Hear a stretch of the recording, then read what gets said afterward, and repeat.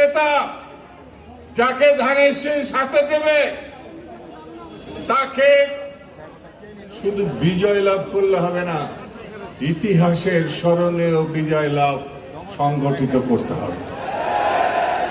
আমি আজকে আর বেশি বক্তৃতা করব না। আমি শুরুতে বলছিলাম এই ধরনের সম্মেলন আমি অনেক দিন দেখি নাই। আজকে এই সম্মেলন দেখে আমার ধারণায় জন্মিয়েছে বাংলা এখন ঠাকুরগাঁর দিকে অনুসরণ করবে না।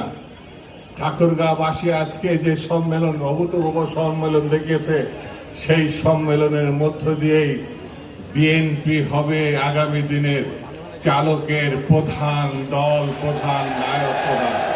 আর সেই যে নেতৃত্ব আমরা পেয়েছি তিনিই হবেন আগামী দিনের প্রধানমন্ত্রী। তার নাম হচ্ছে জনাব তারেক রহমান।